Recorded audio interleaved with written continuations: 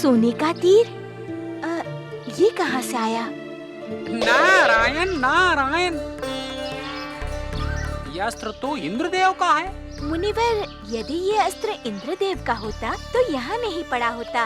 आप कोई भूल कर रहे हैं। मुझसे और भूल? नारायण नारायण, मैं तुम्हें इसका गुप्त मंत्र बताता हूँ, जिसके उल्लेख से तुम इसका प्रयोग कर सकती हो।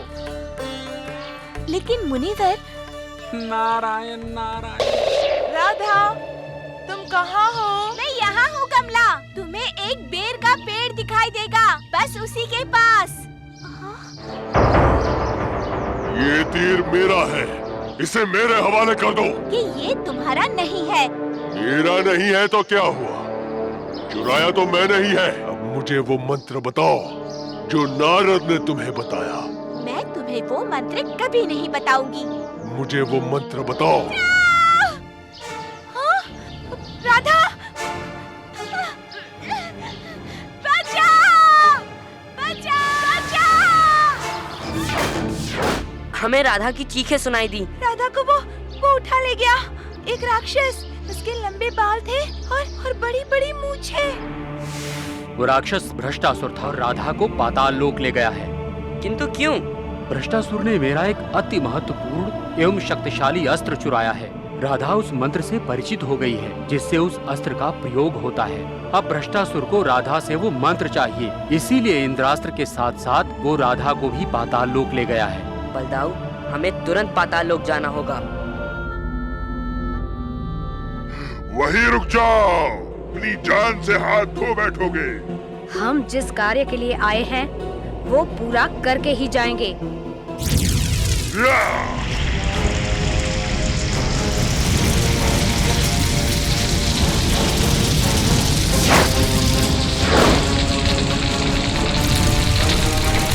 अब तुम्हें कोई नहीं बचा सकता।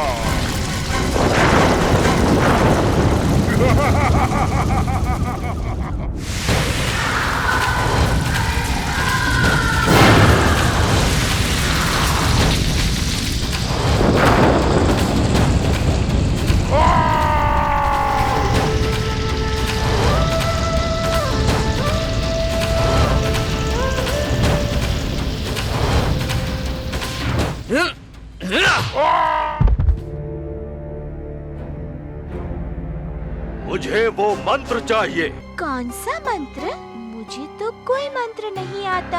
हाँ, लेकिन मैं एक बहुत ही अच्छी कविता जानती हूँ, तो मैं सुनाऊं?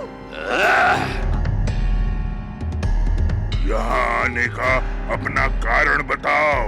हम दुष्कर्मा से मिलना चाहते हैं। अपना परिचय दो। हम उसके शत्रु हैं।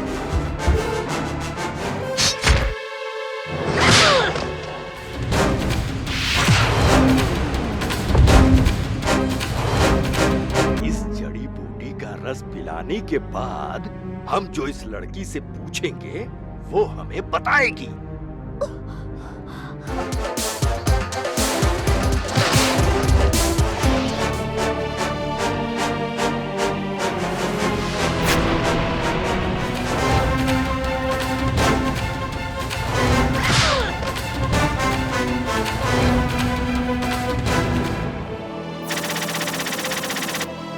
लगता है यही इंद्रास्त्र है और इसे वो मंत्र भी पता चल गया।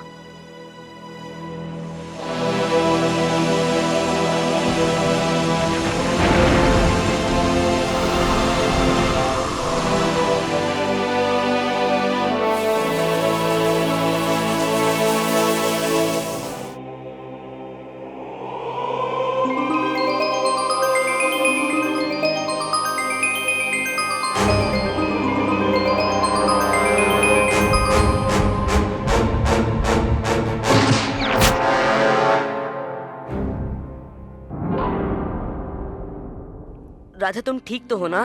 तुम्हारे होते हुए मुझे कुछ हो सकता है क्या? धन्य हो कृष्ण और बलराम, आज तुमने तीनों लोगों की रक्षा की है। हम तो बस अपना कर्तव्य निभा रहे थे।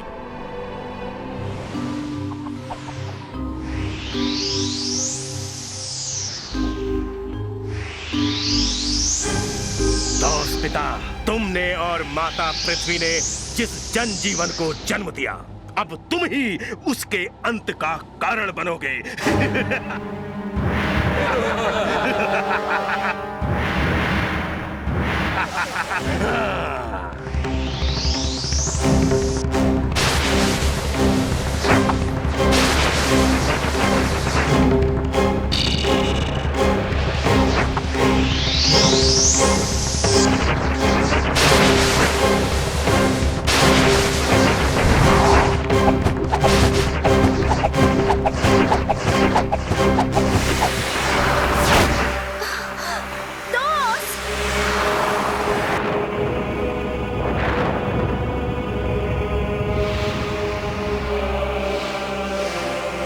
श्री कृष्ण, श्री बलराम, दौस पिता पर असुरों ने आक्रमण बोल दिया है और दौस के अपने स्थान से नीचे गिरने मात्र से इस धरती का सभी जनजीवन नष्ट हो सकता है। आप चिंतित न हो पृथ्वी देवी।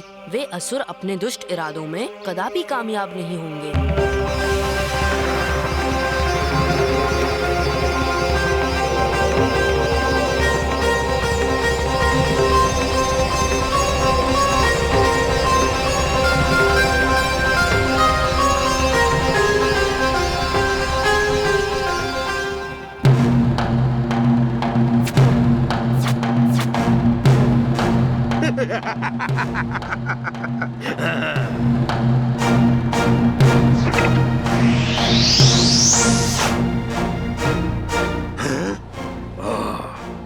तो तुम दोनों यहाँ भी आ पहुँचे।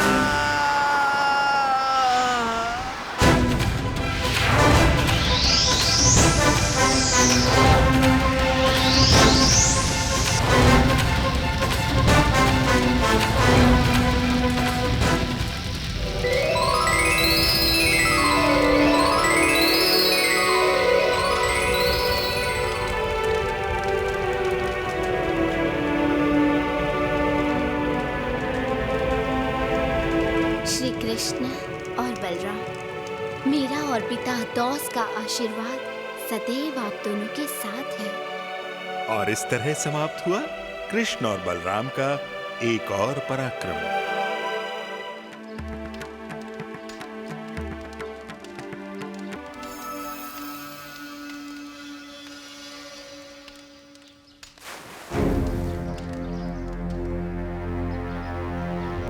ये कौन है जो वृंदावन वासियों की आहुतियों का इस तरह अपमान कर रहा है?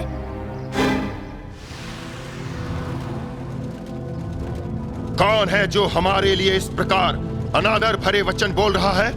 आपको चढ़ाई प्रार्थनाओं और आहुतियों का अनादर तो आप स्वयं ही कर रहे हैं देव। शनि देव से ऐसी वाणी में बात करने का दुस्साहस आज तक किसी ने नहीं किया। कान्हा, शनि देव से क्षमा मांग लो। अरे इनका कहर कौन नहीं जानता। बालक, क्षमा मांग लो या फिर मुझसे युद्ध करो। युद्ध में यदि आप पराजित हुए देव, तो वृंदावन पर से अपना प्रकोप उठा लेंगे। शनि और पराजित मुझे मंजूर है। जाओ, इन बालकों का घमंड चूर चूर कर दो।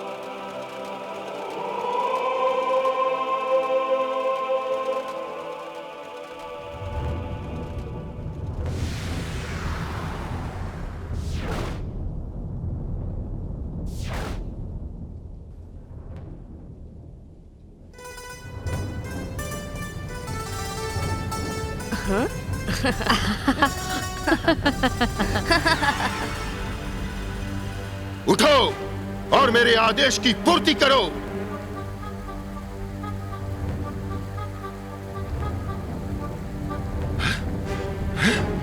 ये तो अब हमारा वाहन बन गया शनिदेव।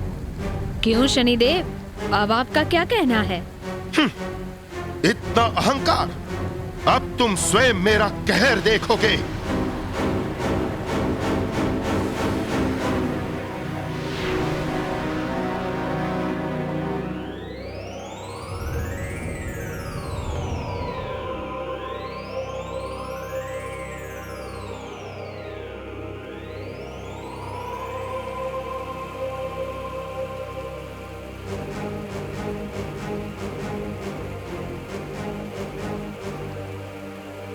अति सुंदर, क्या साहस, क्या बुद्धि और चतुराई। धन्यवाद देव। और अपने वचनानुसार वृंदावन से इसी क्षण प्रस्थान करेंगे। कृपया हमारे अतिथि बनकर कुछ समय वृंदावन में बिताइए। ऋषिवर, हमारे भविष्य के बारे में हमें कुछ बताओ। महाराज उग्र, आने वाले दिन आपके लिए शुभ नहीं। आपको सैनिकों, ले जाओ इस ऋषि को और गिन गिन कर 100 कोड़े लगवाओ। दुष्ट पापी, वो दिन भी अब दूर नहीं जब तेरे कर्मों का हिसाब होगा। उसका भी उपाय है मेरे पास। ऐसा कैसे संभव है? देव चित्रगुप्त, आपकी चिंता और हमें यहाँ बुलाने का कारण कृपया आप हमें बताएं। आज तक ऐसा कभी नहीं हुआ कि किसी एक भी जीव का प्रलेख ना मिले। महाराज उग्र का समय पूरा होने जा रहा है तो उनका प्रलेख गायब है। हमें इसमें कोई संदेह नहीं है कि किसी मायावी शक्ति की सहायता से स्वयं उसी ने ये कार्य किया है। उस प्रलेख को वापस कैसे पाया जाए? हम तुरंत ही पृथ्वी लोक जाकर इस कार्य में जुट जाते हैं। हमें आज्ञा दीजिए देव। देव चित्रगुप्त के अनुसार महाराज उग्र अपने महल से दूर इस किले में आ बसे हैं, परंतु सभी ओर कड़ा पहरा है।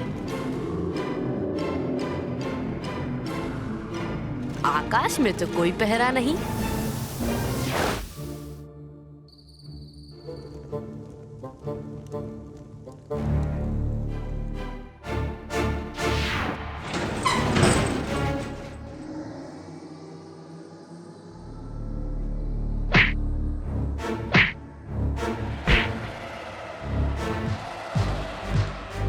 मत मारो मुझे। तुम्हें यहाँ किसने कैद किया? उस दुष्ट ने जिसकी मैंने इतनी सहायता की। तो देव चित्रगुप्त के कक्ष में अदृश्य होकर तुम घुसे। प्रलेख का तुमने क्या किया? उसे लेकर वापस महाराज उग्र के पास पहुंचा। मेरे पापों का हिसाब ही नहीं है। कोई देव मुझे नर्क भेज ही नहीं सकता। ये प्रलेख तो तुमने मुझे ला दिया, परंतु अब इसे नष्ट करने में तुम्हें मेरी सहायता करनी होगी। वो कौन सा मुश्किल काम है? हाँ? के लिए धरती में गाड़ देते। महाराज, अब क्या करें? हमारे पास इससे भी अच्छा और सुरक्षित उपाय है। अपने वचनानुसार पुरस्कार देने की जगह महाराज ने मुझे यहाँ कैद कर दिया, जिससे उनका रहस्य कभी कोई न जान पाए। कौन हो तुम? जो इस प्रकार बिना आज्ञा हमारे कक्ष में घुस आए हो। हाँ, उसी प्रकार जिस प्रकार तुम्हारा दूध बिना आज्ञा चित्रगुप्त देव के कक्ष में घुस गया था।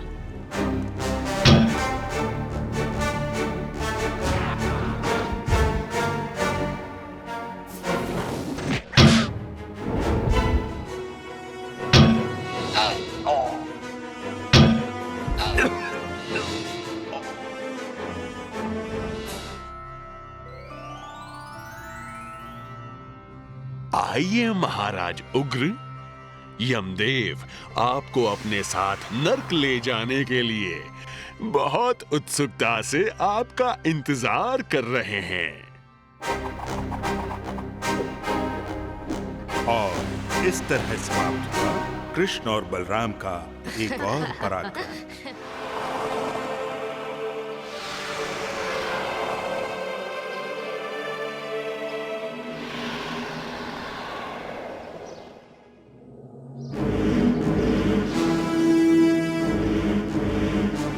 हवा में उड़ने वाला सोने का रथ ये इन देवों की नहीं, मेरी सवारी होनी चाहिए। हाँ, ये क्या? ये रथ रुक क्यों गया? अहंकारी राक्षस!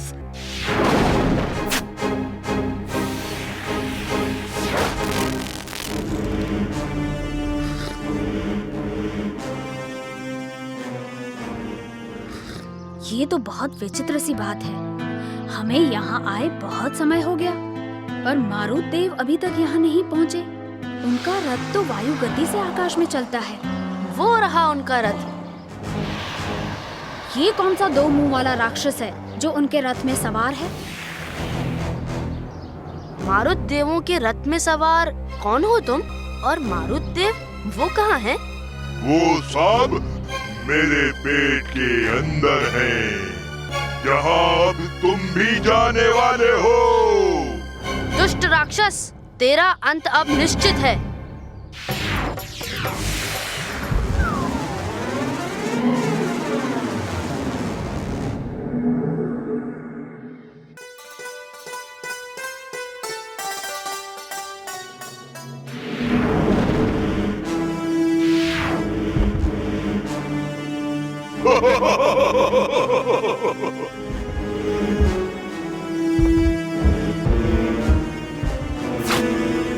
अब तुम भी उन मारुत देवों के पास जाओगे।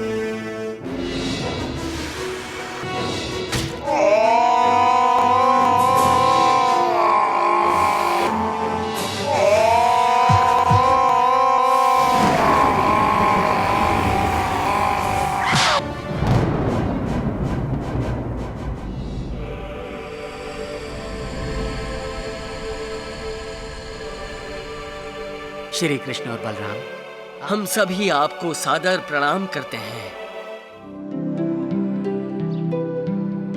हाँ?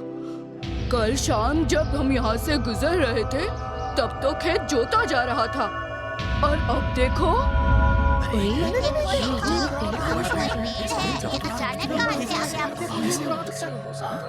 ये जरूर कोई मायावी वृक्ष है, वरना इस प्रकार रातों रात कैसे यहाँ खेत में जम गया। मुझे तो पूरा विश्वास है ये धरती मैया का ही वरदान है।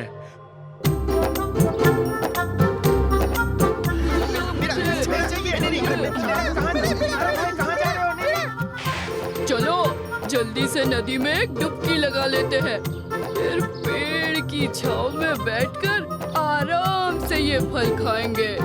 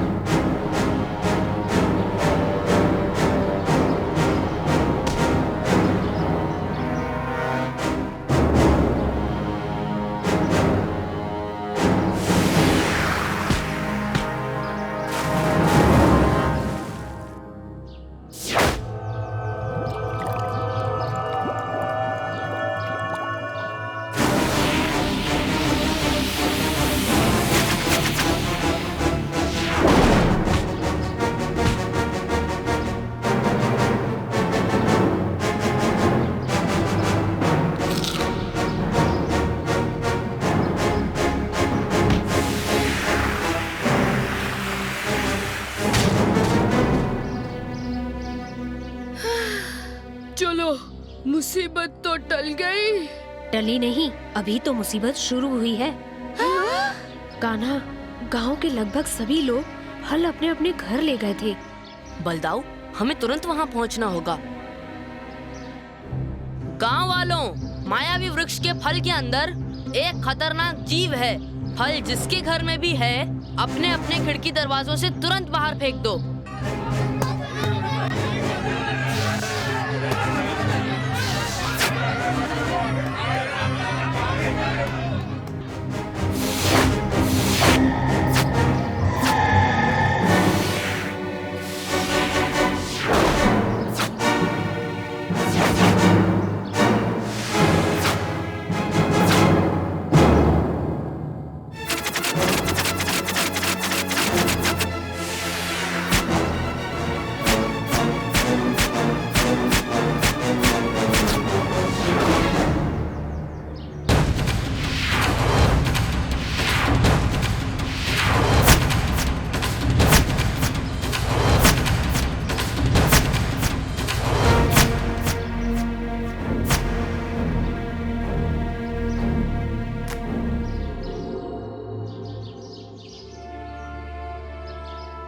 ये हुआ कैसे?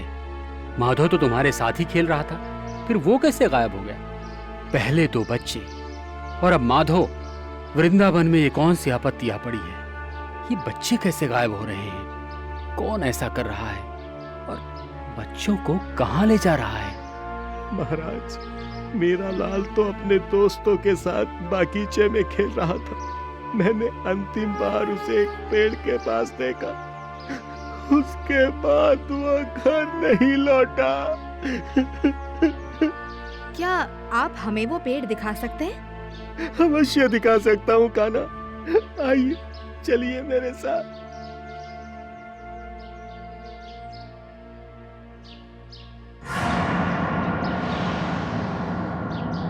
ये वही पेड़ है कान्हा, मैंने उसे यहीं पर देखा था।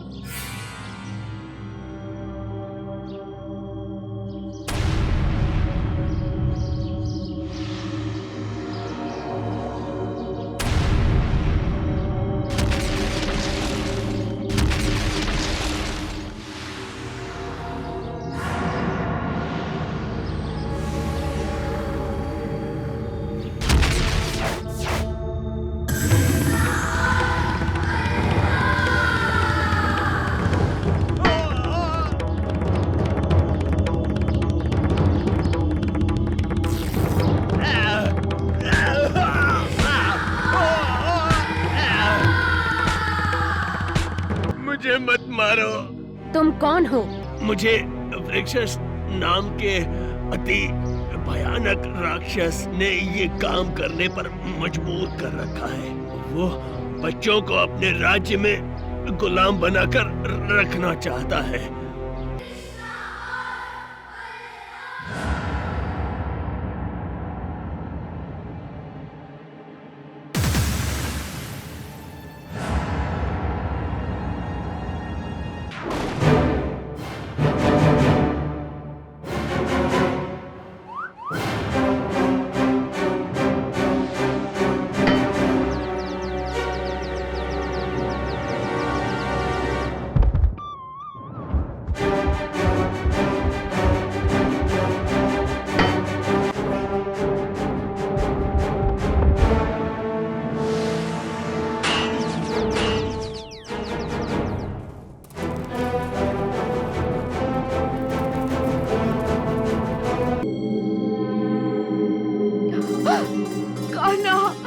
बलदाऊ, मुझे यकीन था तुम मुझे बचाने जरूर आओगे।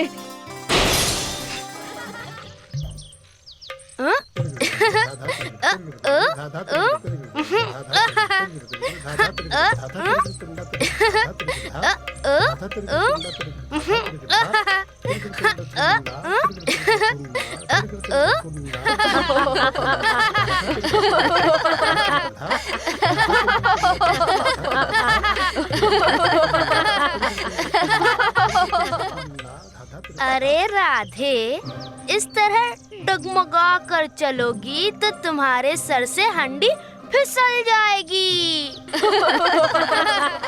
ये तुम रख लो, सीधा चलने में सहारा देगी।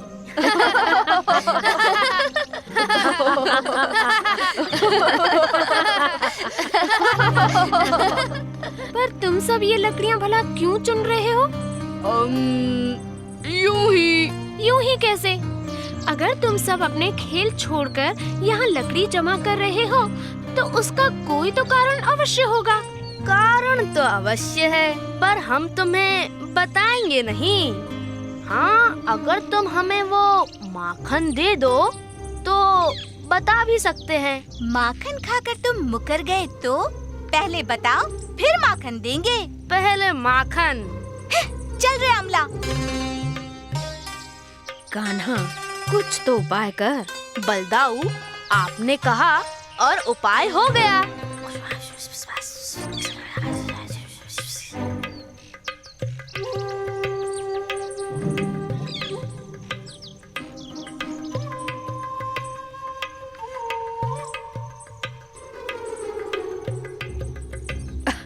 अरे राधा, अमला, तनिक ठहरो तो। यहाँ पेड़ के नीचे आ जाओ, वहाँ बहुत धूप है। जल्दी कहो, हमें और भी काम है। तुम पूछ रही थी ना कि हम ये लकड़ी क्यों जमा कर रहे हैं? हाँ, क्यों जमा कर रहे हो? लकड़ियाँ जोड़कर हम एक अत्यंत अनोखी वस्तु बना रहे हैं। वो क्या? वो हम तुम्हें नहीं बता सकते। क्यों नहीं बता सकते? क्योंकि तुम और अमला कमला को बता दोगी, कमला विमला को बताएगी, विमला मौसी को बताएगी, मौसी ताई को बताएगी, और फिर सबको पता चल जाएगा। चल अमला।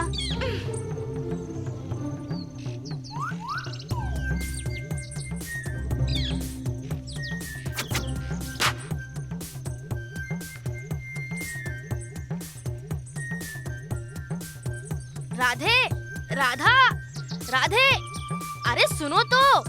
राधे, राधा। घड़ी घड़ी क्यों रोकते हो? कह दिया ना, माखन नहीं मिलेगा। अरे माखन नहीं, मैं तो अपनी बांसुरी की बात कर रहा था। पता नहीं यहीं कहीं गिर गई। सुबह से खोज रहा हूँ, तुम्हें तो कहीं नहीं दिखाई दी ना? देखी है, ये रही।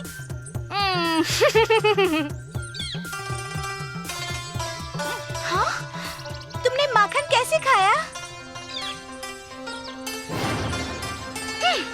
तुमने फिर माखन चुराया?